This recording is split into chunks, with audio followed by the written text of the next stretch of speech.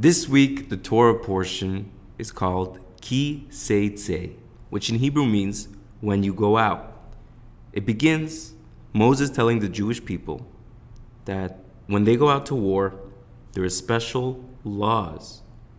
When they go out to war, what do they have to do? Now, in this Torah portion, there is 74 of the 613 commandments which are in the Torah.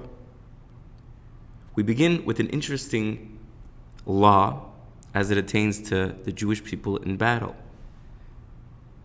If a Jewish soldier would take in a young woman from the captives and decide he wants to marry her, even though he wasn't from his nation, there was a special protocol that he would have to go through, which entailed having the girl sit in his house and really contemplating if he really wants to marry her, and if she had beautiful hair, trim it short, and see, is this the person that if you take away all of the seemingly outer beauty, is this the person I want to live my life with? Live my life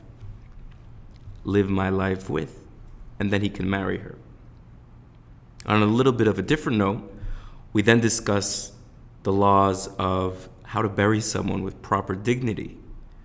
There's an interesting case about a rebellious son who, time after time, does not respect his parents and publicly disrespects them. What is his punishment? A beautiful mitzvah, which we have in this week's Torah portion, is one of the only mitzvahs that the Torah promises, if you do this commandment, you will have long life. And that is the mitzvah, the commandment of sending away the mother bird. If someone wants to take the eggs out of a bird nest, he cannot do it when the mother bird is there. He has to first send away the mother bird and then take the eggs, to show compassion for the mother bird. There is also a very special mitzvah. This mitzvah is of the erection on the roof of a house, of a special wall, that when you buy a house or make a house, you have to have a special wall on the roof that no one should fall off the roof of your house. We continue with another interesting mitzvah called kilayim, which is planting or breeding hybrids. Now, there's certain type of hybrids that we can eat and we can enjoy, but there is a prohibition against making hybrids.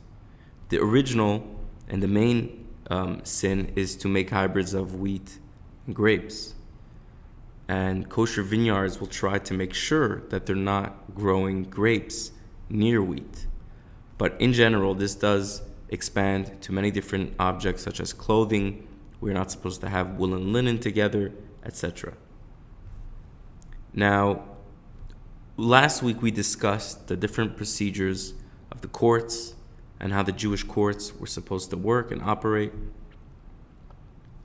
We also discussed this week some more procedures for the courts. How do we deal with adultery? How do we deal with rape? If a man seduces a young virgin girl, what does he have to do? Does he have to marry her? Does he have to pay her father a certain penalty? If a husband accuses his wife of infidelity and it is not true, the husband has to pay a penalty to his wife for embarrassing her and ruining her name in public. A Jewish person, is not supposed to marry a child of an illicit relationship, of an incestual relationship, of a relationship with a married woman. That child is not supposed to marry a Jewish man. As well as a few nations, like the Egyptians and the Edomite nation. First or second generation, a Jewish man should not marry into that nation. Or a male Moabite, or a Ammonite, which is another nation which was near the Jewish people at that time. We also have the interesting laws of how the Jewish people should govern the military camp. And what do you do with an escaped slave? What do you do with them? Do you punish them? Do you turn them in? Then we change gears a little bit to civil laws, like paying a worker on time and not withholding the wages of a worker. You also, according to Jewish law, must allow a man or an animal working on your field to be able to eat while they are working on the field, as being kind to your workers. How do you deal with giving a debt or collecting a debt to a fellow Jewish person? The prohibition of charging interest if it's a loan to a fellow Jewish person. Again, we discussed last week the concept of charity, which includes giving a loan or a gift to someone in need. We also have the unfortunate laws of divorce, which are connected to a lot of the laws of marriage. A person has a penalty of, a very interesting penalty of 39 lashes for different prohibitions. We also have a very unique and seldom mitzvah which happens these days, which is called the yibum, or the chalitza. And that is if a person passes away and he had no children, his brother, obviously if he's single, is supposed to marry his deceased brother's wife, who is childless. Now, if one of them does not want, there is a special procedure called chalitza, which happens seldomly these days, which is the brother would tie a special boot or a shoe to his former sister-in-law's leg or foot, and he would spit on the side, and it was a special procedure that would free them both to marry other people.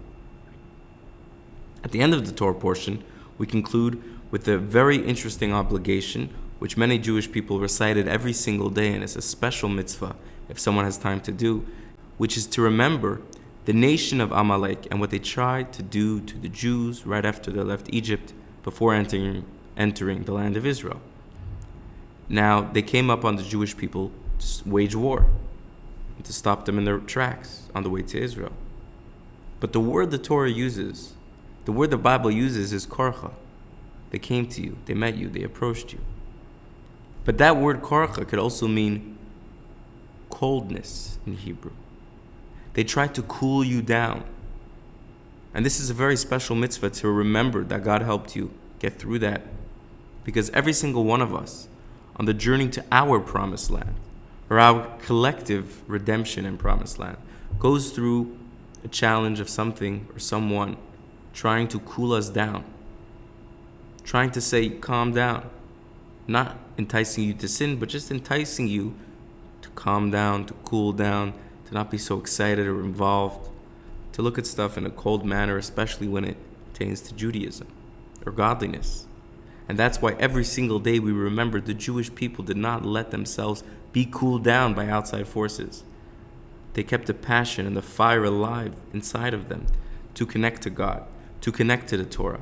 And that's what brought them all the way to the promised land, which may we merit the completion of the third temple, which will be built by God and come down from the heavens. And we will have the ultimate redemption with no more suffering in the world and no more pain. Thank you all for listening. Have a wonderful week. This is the Rebel Rabbi.